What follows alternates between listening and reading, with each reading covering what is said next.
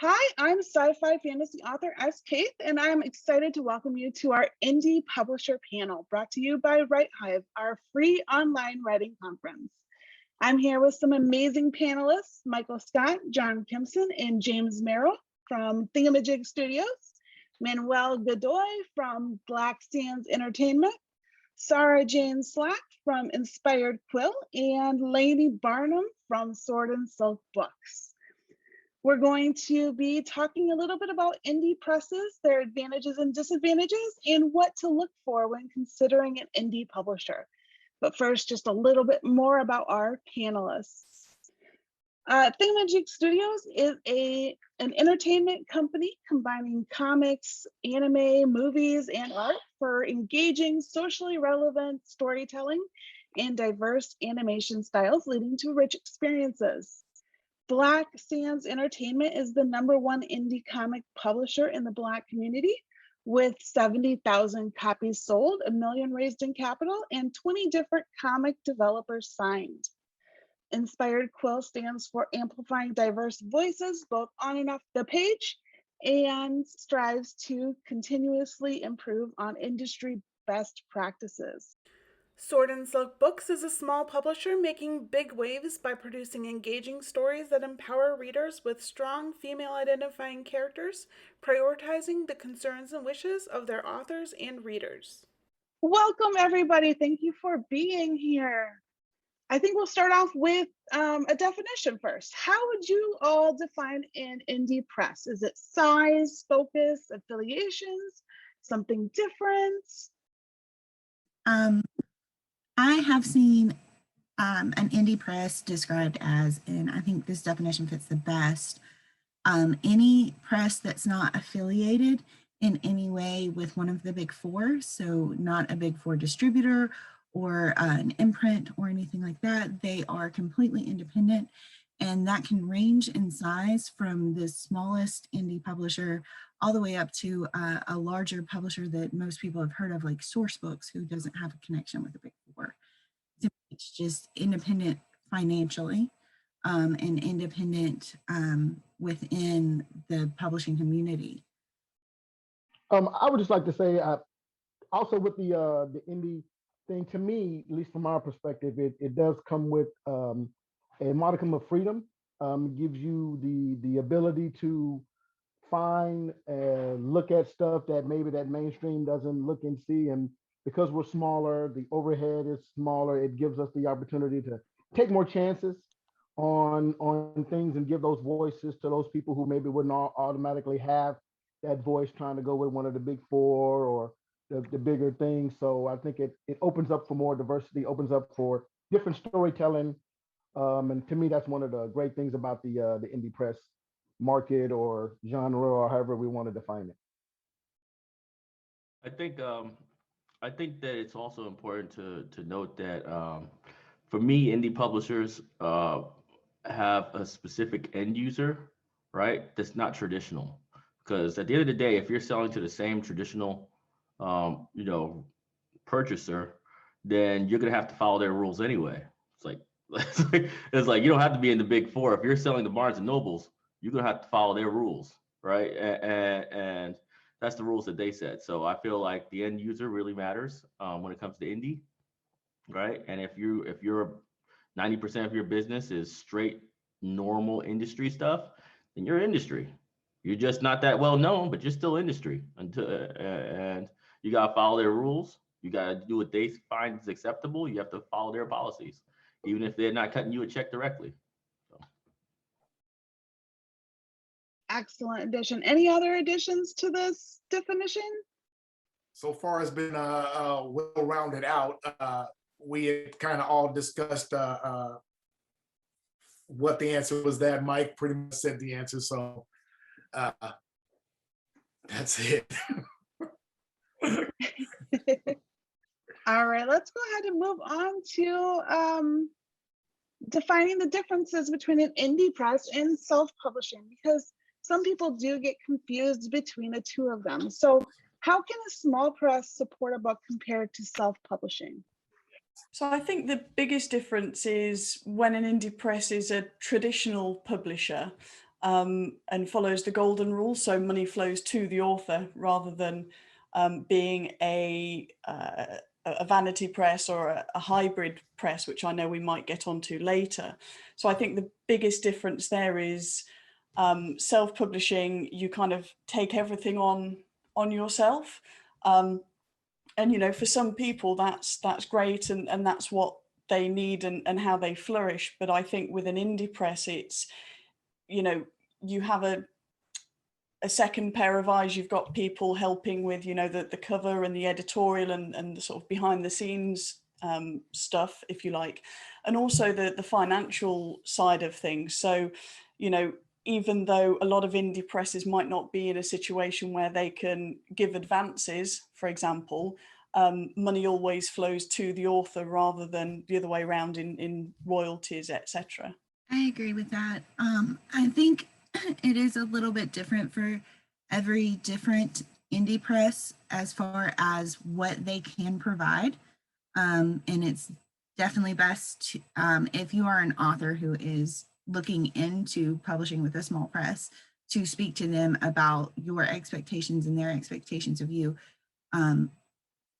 up front, as far as what they're willing to do to support you. I know for Sword and Silk Books, our biggest thing was, as Sarah said, money flows to the author. We handle cover design, we handle editing, we handle, you know, we put a marketing plan in place.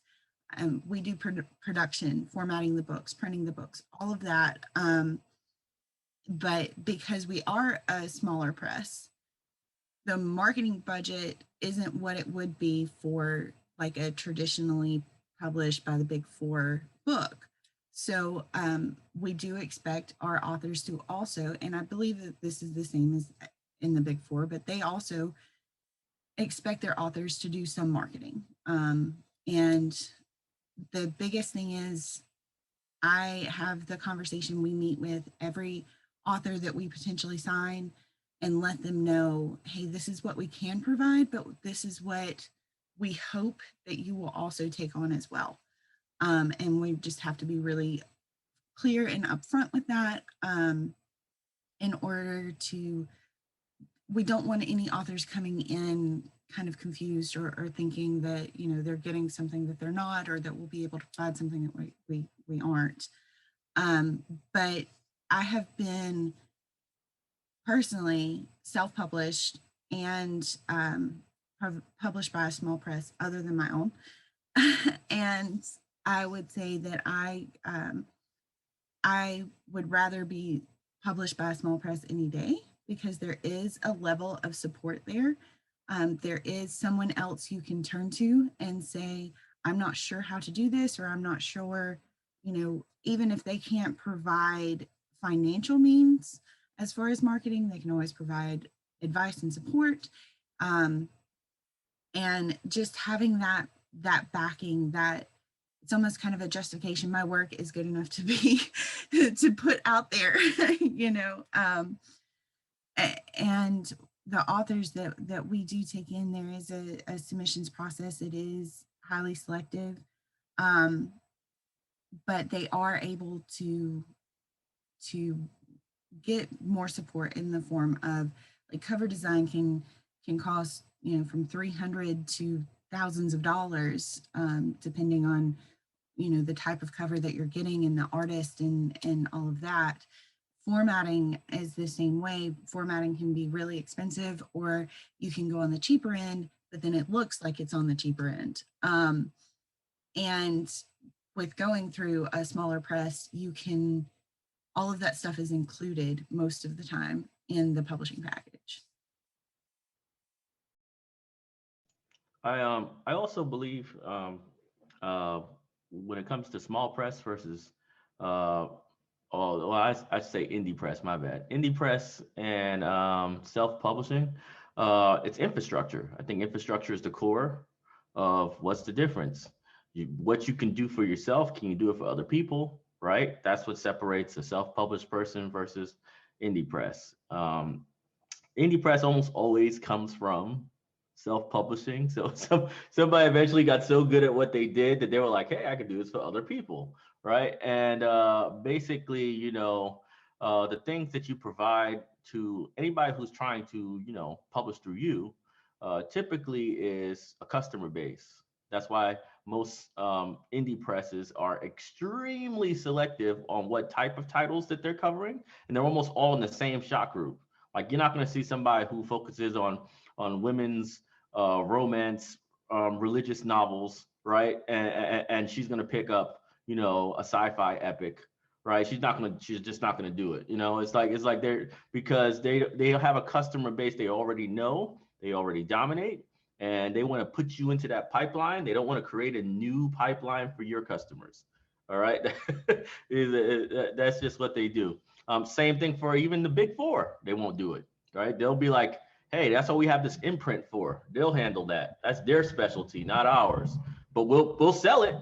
But they're the ones that are gonna do this. We're gonna assign you to them. So I think that's the big difference between self-published and indie press is infrastructure. We've actually, Thingamajig Studios, we've actually had a chance to work with some artists. Our selection process has been mostly checking out that person's work and then offering them a deal. It is a lot of hard work. I won't say we're professional at getting all the nuances together about the artwork, the costs and everything like that, but it's been interesting to help and to set a format of what exactly it is that we've done, what exactly it is that they will be expected to do. We definitely, as Ms. Bynum said below, it's more than just hoping that they will help with social media and marketing and all that. That is a must. That is a must in order to be successful and get these things done. So I agree with what James said, just that when you play it in your head and you hear me saying it, put a British accent with it, and it's the same thing. Awesome. Excellent answers. We have one more definition to cover, and that is there's a lot of concern about not signing up with a vanity press and avoiding other predatory concerns in the publishing world. So what sort of red flags can writers look for when considering an indie press, and what separates indie presses from things like vanity presses? I think that's a really good question. It's certainly one that I get asked a lot as obviously as someone who runs a small press. And I think there's a space in the industry for vanity presses, and I get a lot of side eye for saying this, but the main thing, and I think that both Lainey and Mike touched on this earlier, it's this level of transparency. So you need to really understand what you're getting yourself into and your options. One of the biggest challenges about this industry generally is all the smoke and mirrors and rose-tinted glasses people have about it. And that's also one of the benefits of certainly slightly smaller indie presses, is that, we have to be transparent, right? Otherwise people are going to go to the big four and whatever. So I think that one of the, a couple of things that people can do, definitely take a look at the small press website, check out the books that they have. I would suggest even buying a book from them, seeing what the process is like, seeing what the final product is like, because at the end of the day, books are products. And also getting in touch with them and asking about, their ethos, or just asking them a couple of questions about how they work, which you can't really easily do with bigger presses and with vanity presses as well, kind of tell you what you want to hear, I guess. And I think someone made an interesting comment earlier in terms of getting in touch with people who they're interested to work with. So that's something that, Inspired Quill has done in the past as well, quite successfully. But I think that might put people on edge slightly, because it does tend to be what a lot of vanity presses do as well. But obviously always coming back to this, you know, transparency side of things and making sure you know what you're getting into.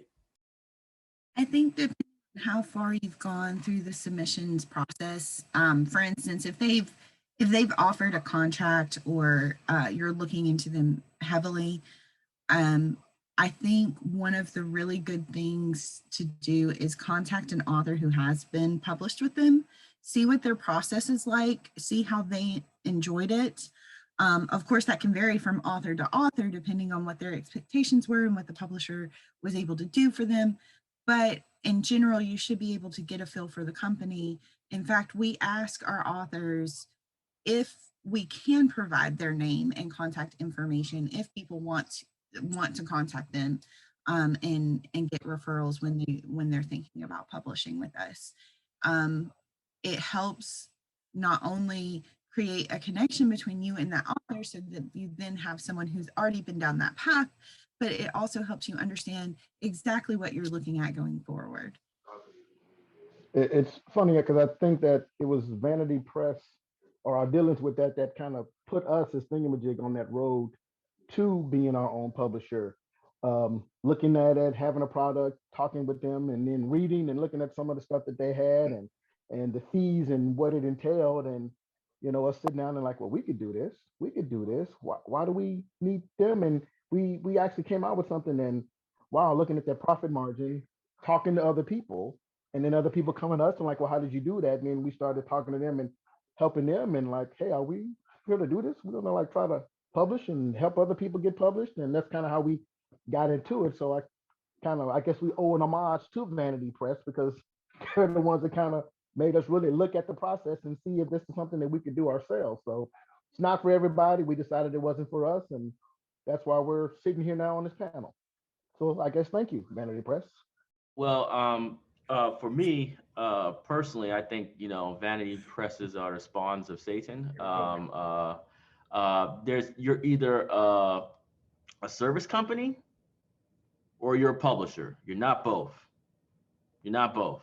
So if you're charging me to do X, Y, and Z, if you're charging me for this, you're charging me for that, you're charging me for editing, all these things that a publisher should be doing, then you shouldn't have any ownership to the product. You should just be like, this costs $800 to edit your book, right? We'll find you your editor so you don't have to find it. And this is our upcharge on that editing fee because we found you the editor. This is it. That should be it. Not, oh, and we own 70% of the book's the rates forever, and it's now our book, not yours. He said that's 100% scam system. I don't care if people had a great time with them before in the past or whatever, right? You're either a publisher or you're not, period. And if you're charging people for services, right, then they should own everything, right? That's how I feel with artists too. Don't tell me, oh, we're collabing on a comic book, right? And then you want 50% of the profits of the book when I already paid you $150 page rate, right? It's like, what am I paying you for? If it's a collab, that means I don't have to pay nothing. You just did the art and I did the writing. It's like, so there's people that try it everywhere. It's not just Vanity Press. Artists try to do it all the time. People just come in, they get a check and they want something on top of it. And it's like, look, unless you're going to significantly help us sell product with actual, real, tangible, clear evidence that you do, right? Then there's no reason that we should be talking about that. And you know, that's why I feel like Vanity Press needs to be avoided at all costs. You can learn everything you need to know about comics from YouTube, Real Talk, or novels or whatever, all that stuff from YouTube. Or just go on a forum for like Wattpad or something. It's not that serious. You know, it's like it's definitely not a $6,000 learning experience. You know what I mean? So that's all I'm saying. And in fact, I think RWA classifies them as predatory publishers because that's essentially what they are. They're looking to capitalize on people with little experience in the industry. They're looking to capitalize on basically your grandma trying to write her autobiography and publish it. She doesn't know anything about the industry. She just wants her book out in the world. She's willing to pay for it. That's kind of clientele they're looking for. That's what they're looking for in their authors. And really the biggest difference between a predatory publisher and a small publisher is the small publisher is going to advocate for you, and they are going to try to provide value to you rather than the other way around. Excellent. Any other thoughts on the differences? We seem to have covered it quite in depth. All right. So let's take a look at the advantages to an author for having an indie press release their book. We've touched on this a little bit, but this is a chance to go more in depth into those advantages that you provide to your authors. I can start that off. Typically, what I provide is a core audience already. I'm not going to publish for you if I already know that your book is going to be a brand new sell. It has to be an existing sell. I should be able to say, hey, my 20,000 previous customers, would you like this book? Right? And they should be like, oh, sure, absolutely. It looks exactly like what things that I'm into or my kids are into or whatever. And I can just instantly launch their career right from there. Right? I can start selling thousands of books immediately, right? Get them on the process. Once they get with the third, fourth, fifth book, they're rolling in dough, right? It should be that simple.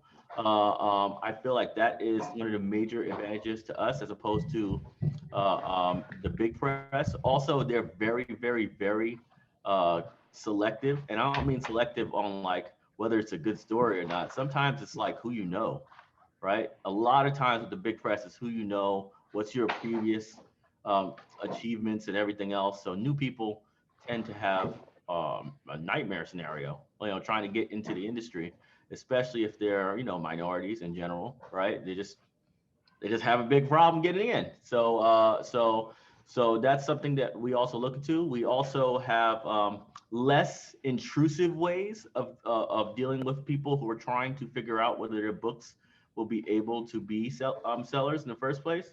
Like for instance, because we have our own market and we have our own customer base, we can also do like a straight up 50-50 split on their books that they already have, see how much we could sell in a short period of time, right? Like a traditional distribution deal. And then if I like the way my audience is engaging with it, even though I didn't necessarily think it was a fit at first, if I think that, hey, it is actually working, right? Then I can offer a traditional publishing deal from there and then handle all of the logistics and infrastructure stuff from that point forward, right? But you wouldn't be able to, there's no way anybody in the traditional world is going to even give you a chance if they feel like you're not an exact fit to their current slate, right? And that's something that I feel a small press have an advantage over big press. That's such a good point with the flexibility, such a good point. And I think that's something that's often overlooked with small presses.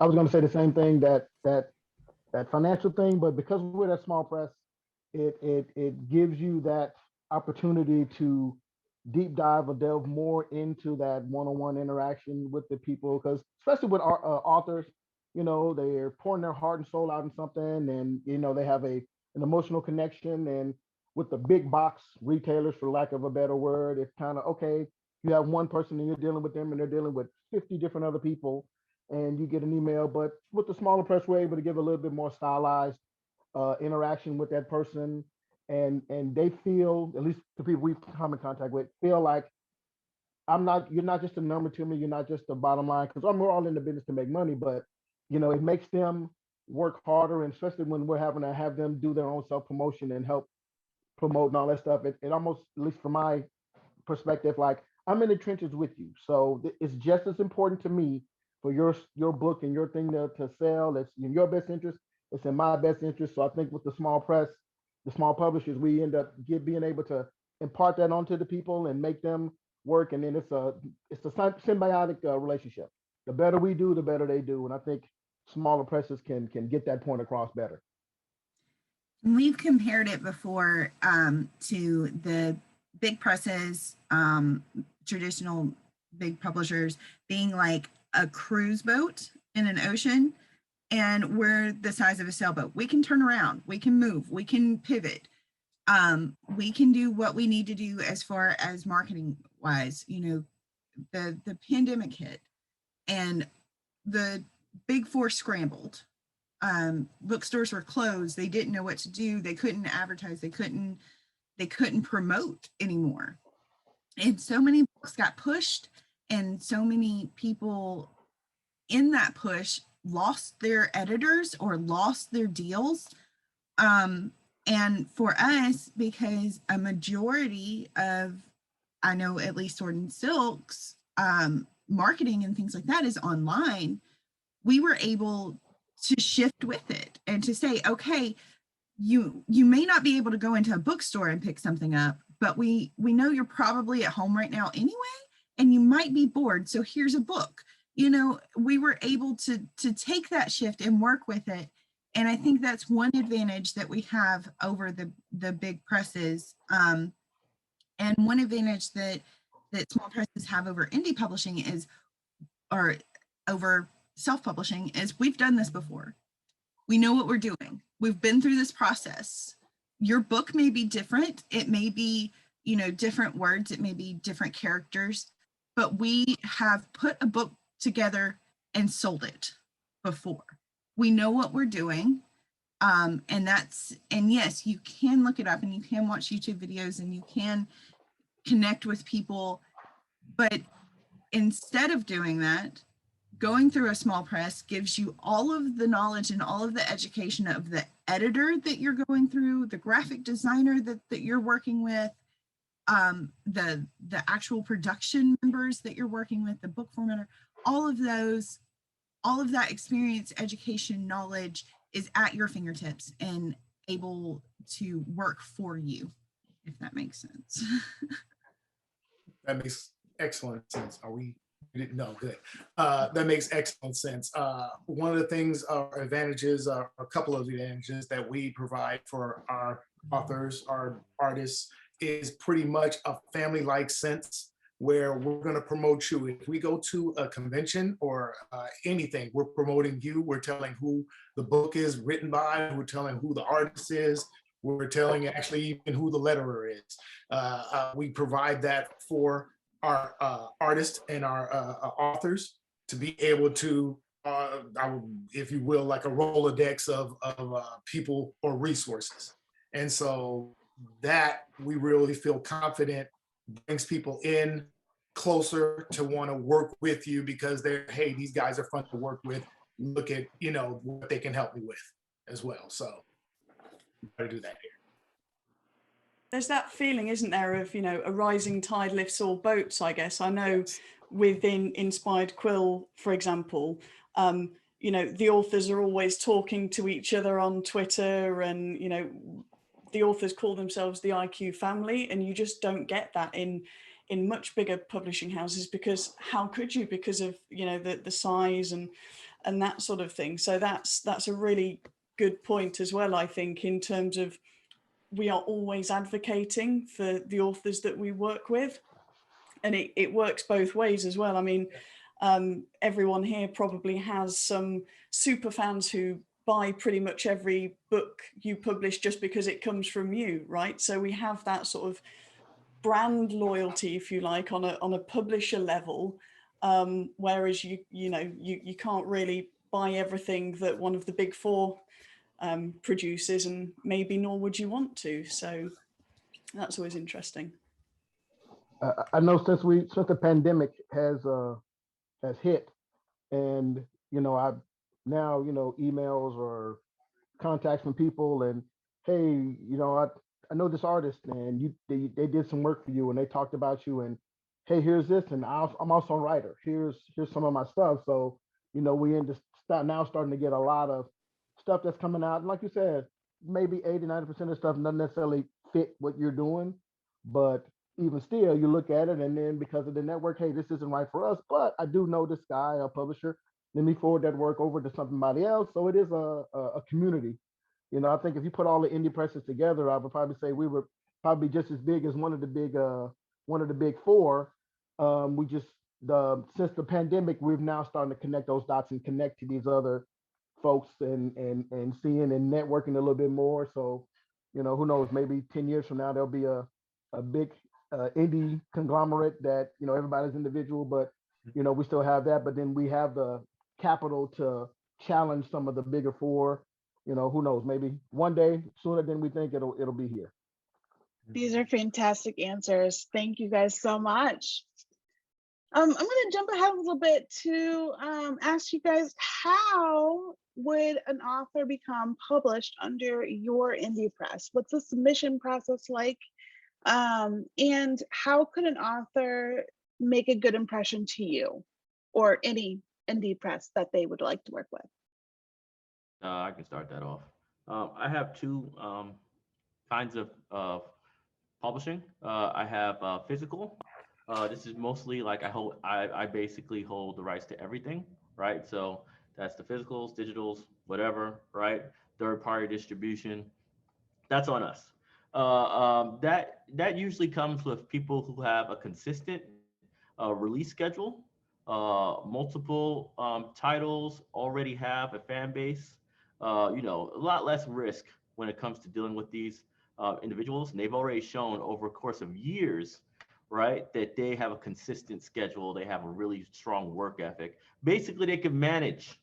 You know, they have to be like a mini publisher under mine, right? So it's like they can manage teams, they can recruit, they can do everything, they can hire editors. That's their job, and all I got to do is cut the check, right? So that's a traditional publishing deal for me. I've done a couple of those, not too many, because that one is a really intensive. Like I'm basically like taking them on as basically, you know, another part of our company.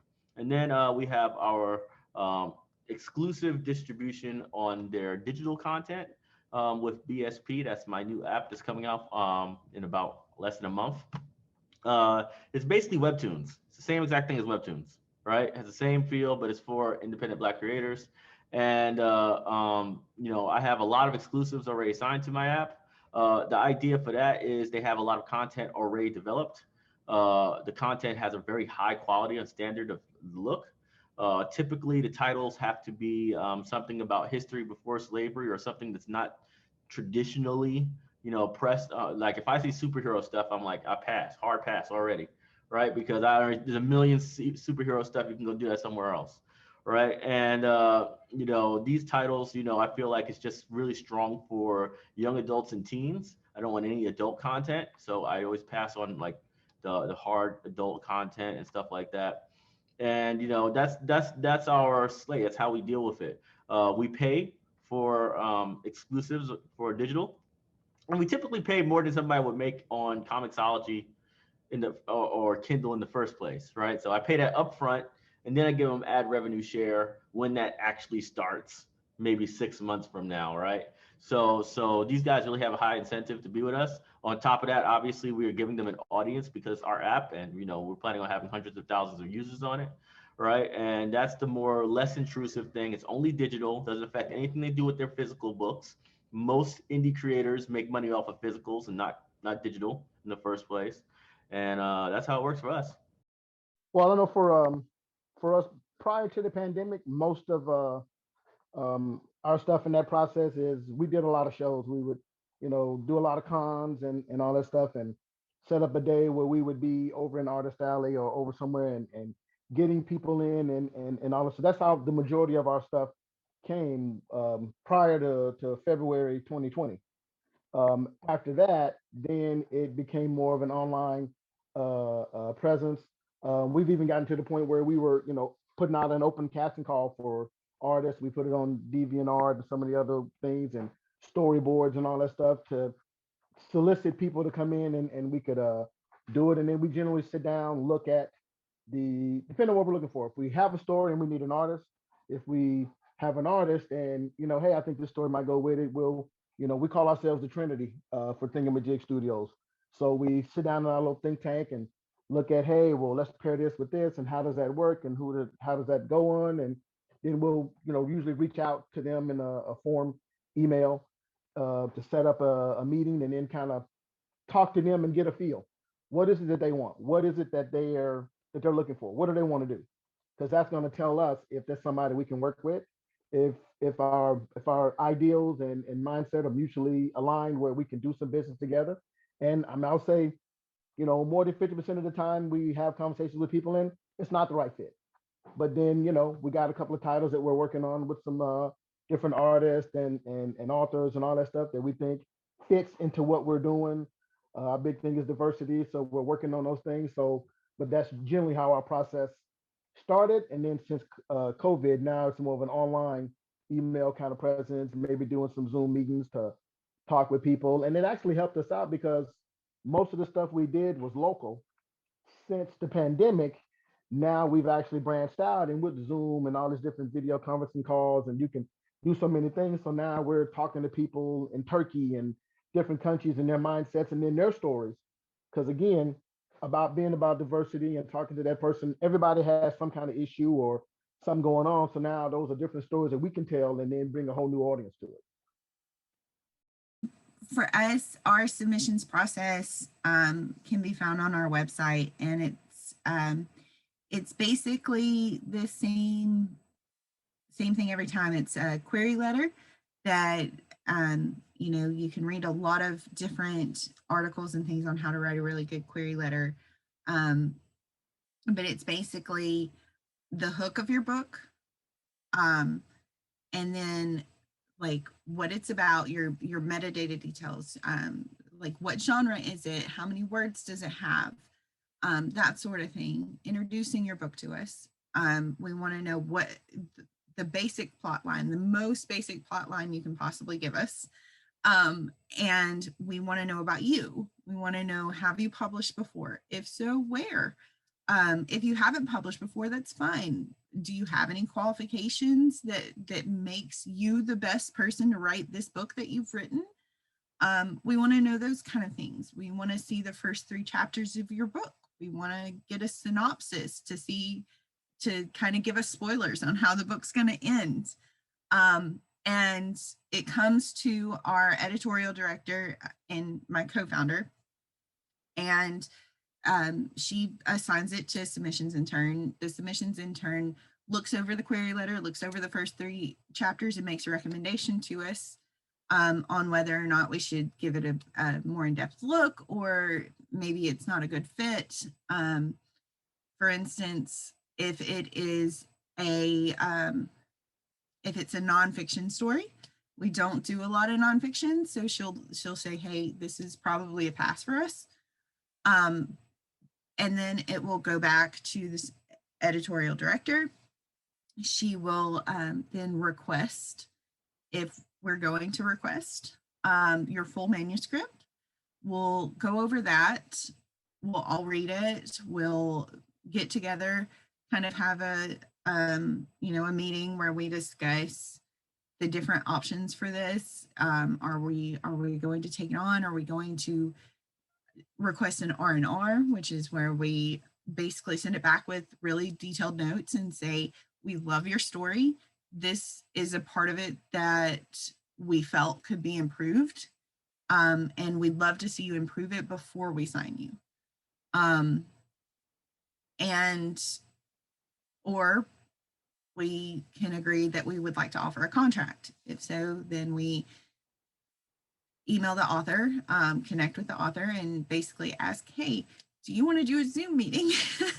Do you want to get to know us? Let us get to know you a little bit.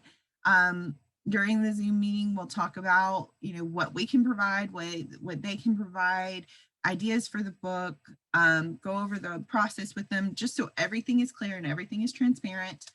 And then we actually send a blank boilerplate copy of our contract so that they can see exactly what the royalties are going to be, exactly what, rights we are asking to hold, all of that stuff. And then they come back to us with a decision. So it's in their hands at that point. As far as what makes someone attractive to us, for us, it's all about the story. We value the talent and the storyline more than anything else. Everything else can be worked with. We can help you gain an audience. We can help direct you as far as marketing goes. We can help direct you as far as social media and all of that stuff that people say matters. Like, you have to have a giant audience before any publisher will even look at you. Well, for us in particular, you don't have to have a giant audience. You don't have to have 100,000 followers on Twitter, but you have to know what you're doing when it comes to writing the book. We want to see that you know how to keep people enthralled. We want them to throw the book across the room at certain chapters and then run over and get it because they want to read more of it. We want you to know how to weave a tale. And that's what we look for. That's how to impress us. That's how to get on our good side.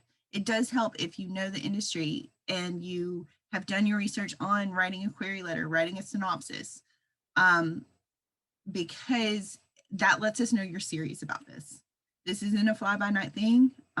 You want to do it. You want to put in the time and effort. And you put in the time and effort to not only research us and know what books we will take. If you query us with nonfiction, like I said, you're not going to get selected. You're just kind of wasting your time there. So make sure you research the publisher. Make sure you know what you're doing when it comes to writing a query letter. If you send us 3 lines that say, hey, I read a book, please read it. We're going to look at it, but it's probably not going to get on our good side. And then know what you're doing as far as actually writing the story and crafting the tale. That's kind of our submissions process. Cool. So for Inspired Quill, I guess it's fairly similar actually. So we've put something in place recently to try and reduce the amount of unconscious bias that we have when working with authors.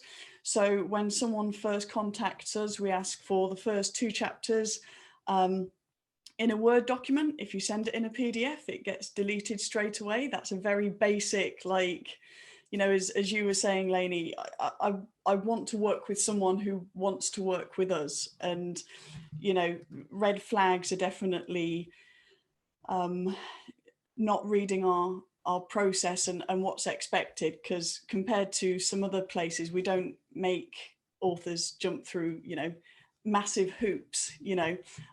So it's the first 2 chapters, it's the synopsis, and it's a cover letter. Now in our cover letter, we ask where possible not to use your name, so just initials.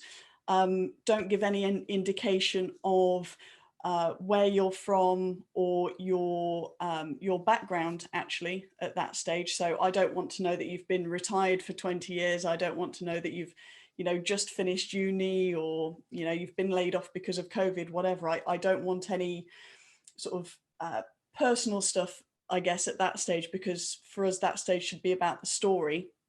And I don't want my view of, oh, that person's been, you know, retired and they've written, you know, 30 of the books and none of them have been published. Why is that, sort of thing? It just needs to be about the story at that stage. If we like the story, we will then ask for the rest of the manuscript. And at that point, we will, you know, ask a bit more information about them. So, you know, what are your expectations? How did you come to the industry? Why did you choose Inspired Quill? And I always say in that email, you know, we're not trying to catch you out here. If you submitted to Inspired Quill because it was the only publisher taking, you know, unrepped subs at the time, feel free to say that. Like, that's not going to be a deal breaker for us. They then send the manuscript and it gets read by myself and a couple of the other team members. If we like the manuscript, as Lainey also mentioned, we send a boilerplate blank contract and we say we don't want any emails from you within the next week, because we know how you know, enthusiastic some authors can get, and they just sign it and send it back, and we're like, give it to your lawyer, give it to your friend, give it to your mother's goldfish to read first, sort of thing. And then again, we have an online discussion with the author to make sure that we're a good fit, because at the end of the day, if we're going to advocate for someone, you know, we need to make sure that we're a good fit in how our ethos, I think Mike was saying earlier about the ethos needs to fit, which is so important. You know, we're quite loud these days, politically and in that social side of things. So if someone, you know, comes to us and they have views that we don't feel we can work with, we're going to be very, you know, honest about that, and we need to protect the authors that we already have. So that's kind of our process, and after that, if we are a good fit and they're happy with the contract and we go through everything, that's when the fun starts. Excellent answers. Anybody else have anything to add? Okay. So on the editorial side of things, what are the opportunities available for people who are looking to work with an indie press, not as an author, but more as an editor or even as an artist? What sort of opportunities are there, or what's your process like? So I think, like, for us, as we said, as I had mentioned in the last question, most of the stuff that we get is for artists. Our genre is usually comic books in that thing. So the artist forums, sometimes we'll put up open advertisement on DeviantArt or some of the other sites and all that stuff for people to get, and we maybe give a brief synopsis about what it is we're looking for. This is the type, or this is what's going on, and then generally when we do that, we get a ton of responses, especially since the COVID thing and people can't go out and like show their work. So, and then it's that tedious process of going through it and looking through it and seeing if this is going to work, and maybe even talking with the actual writer of the book.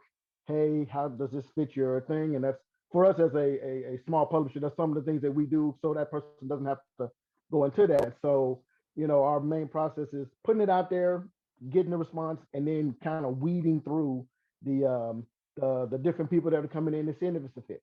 And for us, one of the things I've learned is, you know, this art might work, but maybe not for this project. So how do you form that letter or that email so that person doesn't get discouraged, because you might want to work with them later on. And that's something that, you know, we had to learn. We send some letters out and then people go back and hit them, well, you told me my stuff was crap. Well, no, I didn't, but the way we formed it, that's how they felt. So as a publisher, you have to kind of understand that dynamic and how to deal with different personalities. And for us, it's been a trial by fire in some sense, you know, done some moves that maybe we shouldn't have, that we learned from, and all of that stuff. But, you know, the main thing we are looking for is artists.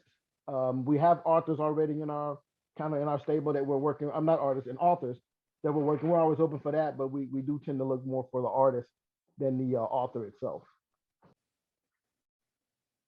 Definitely, that I wanted to add on to that and just let you know that with the editorial process, all three of us kind of go through it, read it, bounce it off each other, and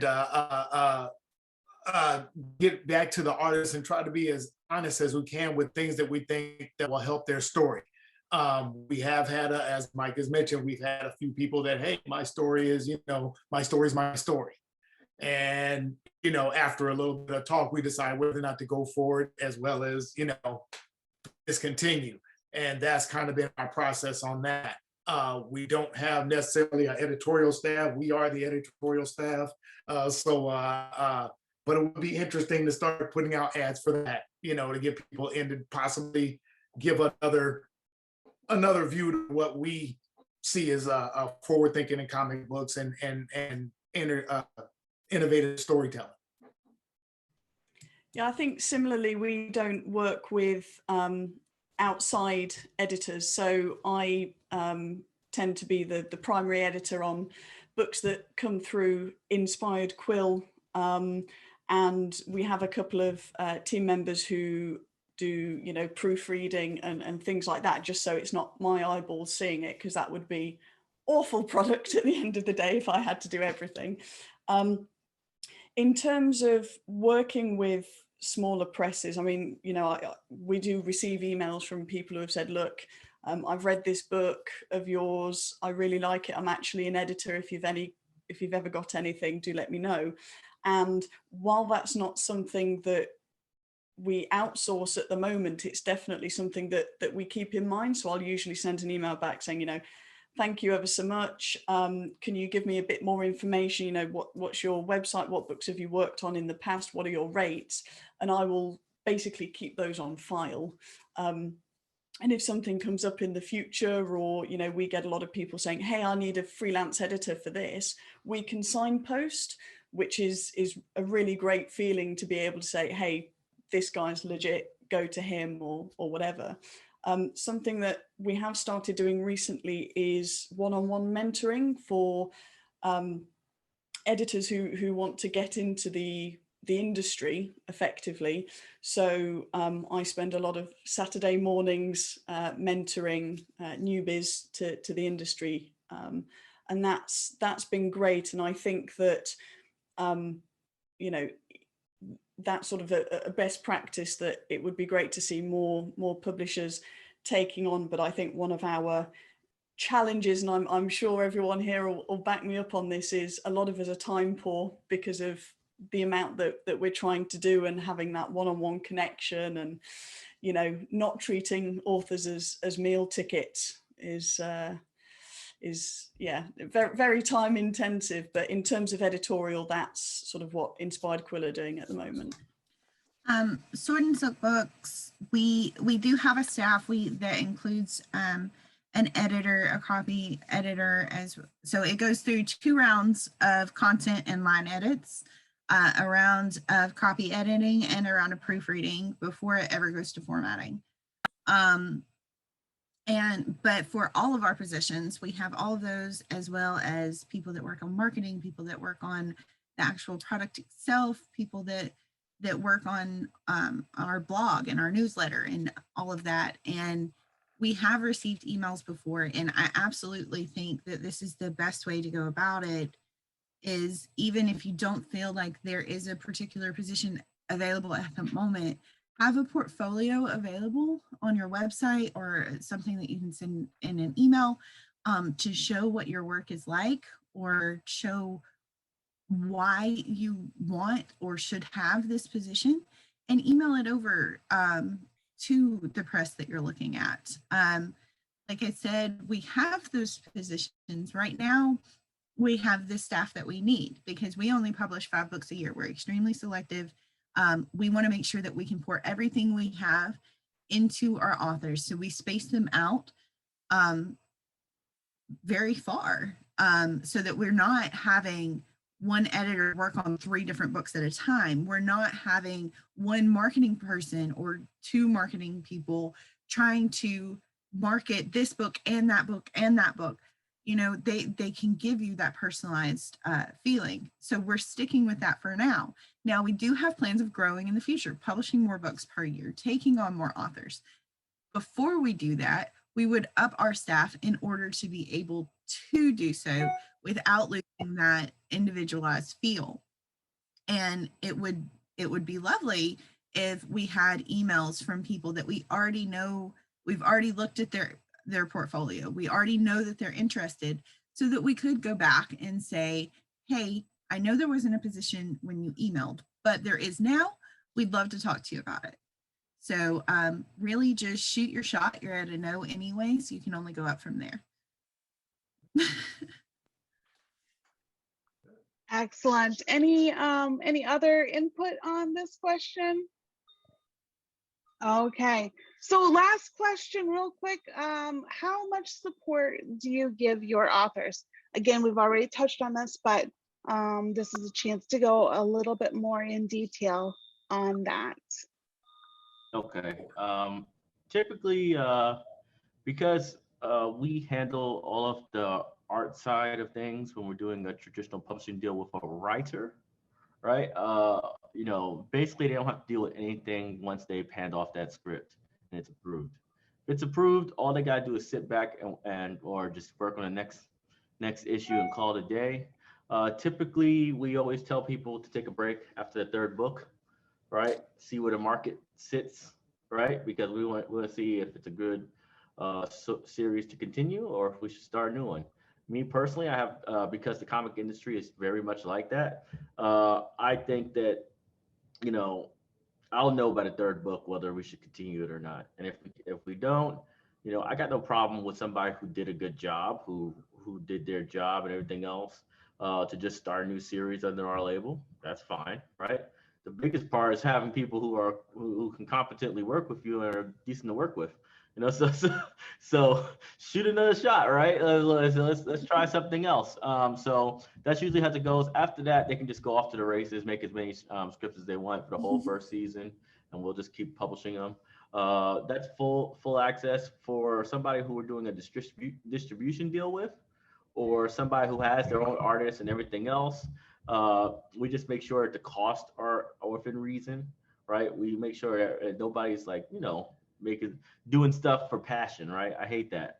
Oh, well, he's such a great artist. I say he's not that great. I gotta look at the numbers and I'll be like, don't let nobody pull the curtain over your head, right?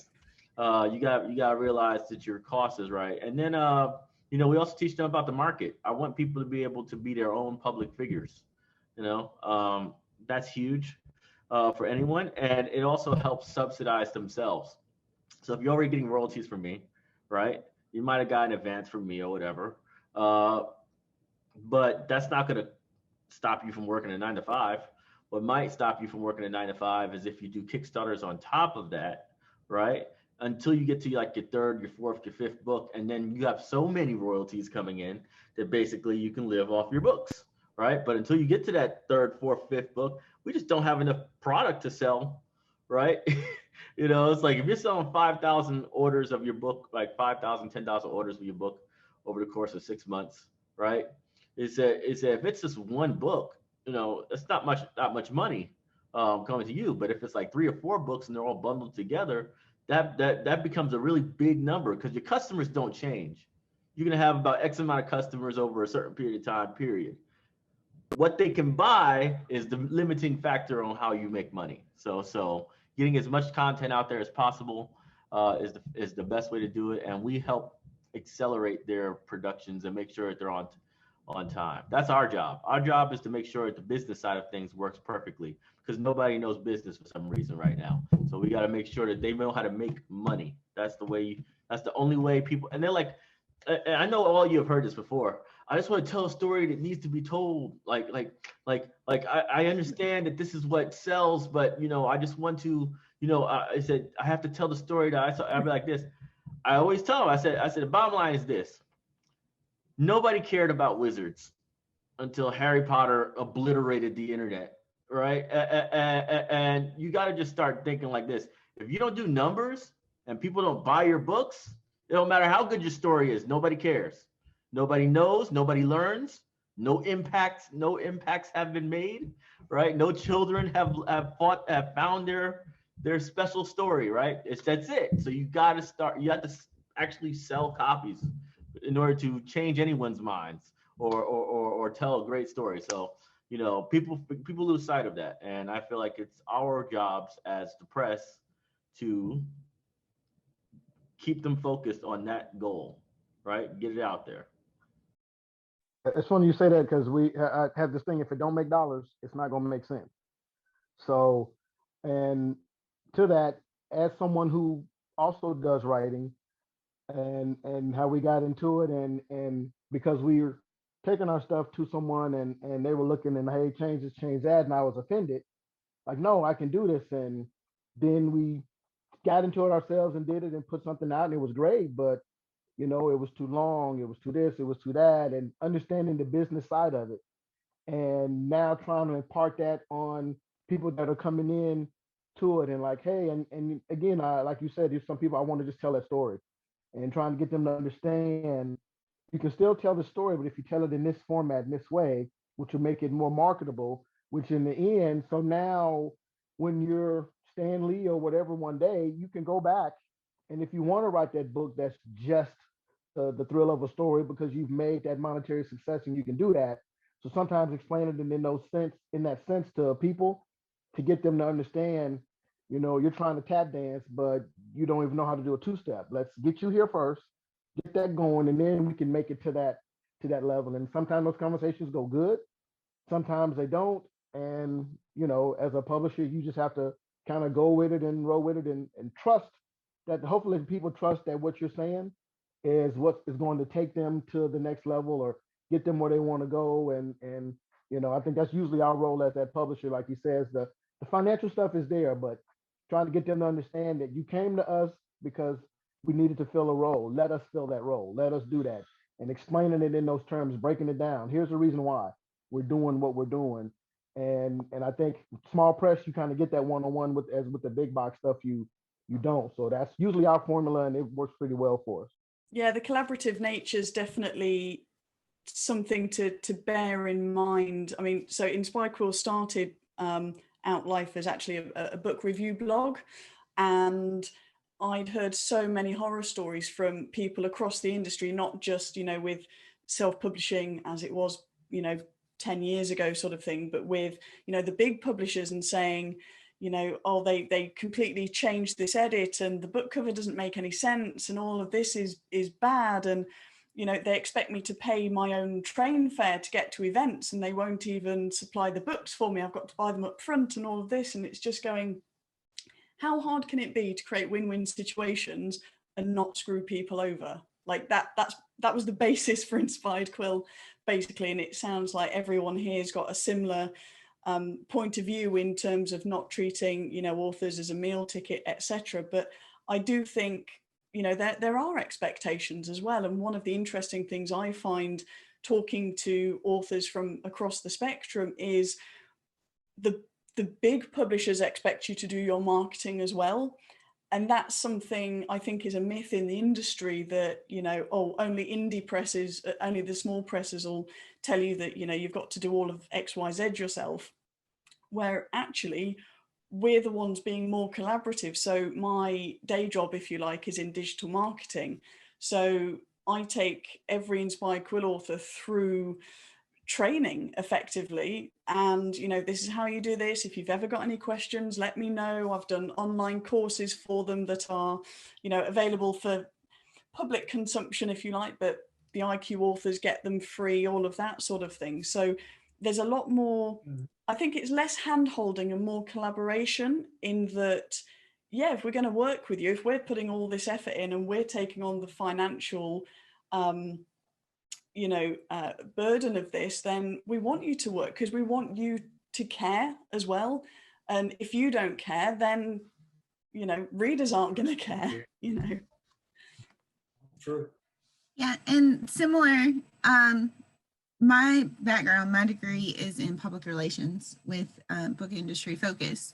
So when our authors begin, we do a 6-month pre-order period in order to allow the most hype revving that we can do in the 6 months. That gives us the opportunity to send things out to trade review journals, to book reviewers, to book bloggers, to Instagrammers. We also, because we did do Kickstarter, as Manuel talked about, when our press first started, we did a Kickstarter and basically said, hey, we have this really good idea. Would you guys be interested in reading these kind of books? If so, would you be interested in maybe going ahead and giving us the money for them up front, and then we'll send you the books when they're done. And in part of that, one of the rewards that we offered was a book box. It's a box that comes mailed to your house, and it has the book in it. And for the Kickstarter backers, they actually get signed paperback advanced copies. It also comes with a custom scented candle.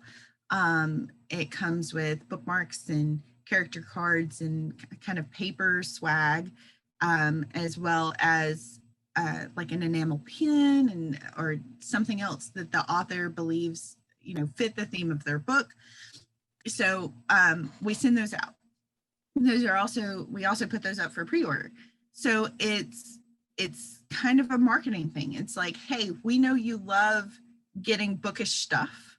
Our audience is usually book people, people that do run book review blogs or you know, book talk or booktube, or, you know, they are people that get excited about books when books come out. And to have something that goes along with that book almost makes it really personal. I've seen, in fact, our co-founder has an entire wall of just bookish candles. Most of them are Sarah J. Maas bookish candles, but and I've seen these people get excited about that kind of stuff. Your customers get excited about that kind of stuff. So we're able to kind of lead those authors down this path of, hey, this is what we know works. This is what we know they want. Help us help you. As well, you know, like I said, I have a background in PR, and I'm able to kind of find those connections and find that media backing that they need on the marketing side, and being able to support them. I mean, from day one, we have a nose closed door policy. I mean, if you want to text me at 3 a.m., I probably will not respond to you at 3 a.m. I'm probably asleep. I have a day job. But I will get back to you, and I will say, okay, we'll get this done. We'll get this figured out. You know, even if it's just something like, hey, I just turned my first round edits back in, but I had this wonderful idea to change this entire scene. Okay, we'll work on it. Maybe not at 3 a.m., but we will work on it. I promise. And we're able to provide that support. We've had debut authors come in that have never published a book before. They've never gone through this process. They've talked to friends that have gone through this process. They've read blogs about it. They've, you know, heard from other authors, but they've never went through it themselves. And most presses are different. The general idea can be the same, but as far as how much support they're able to give and things like that can be a lot different. So helping work them through what we can do for them and what they can do for us, and any questions that they may have, and basically holding their hand along the way and saying, this is normal, this is how this is supposed to go, or this is different than normal, you might want to look into that, or, you know, just really advocating for them and being, I mean, it's a business, but at the same time, you want to be their friend. You want to let them know that you are on their side. But, you know, at the end of the day, it is a business, but it is in my best interest to be on your side. So that's really our support. The best that I can explain it is that we are there for you from signing throughout after your book comes out, and, you know, months down the road, and you feel like everybody's forgotten about it. Well, let's run a new ad campaign. Let's figure out what we can do. All right, thank you all. This was a fantastic conversation. And during the convention, we will have Q&A going on, and there'll be time for questions after the panel recording is played.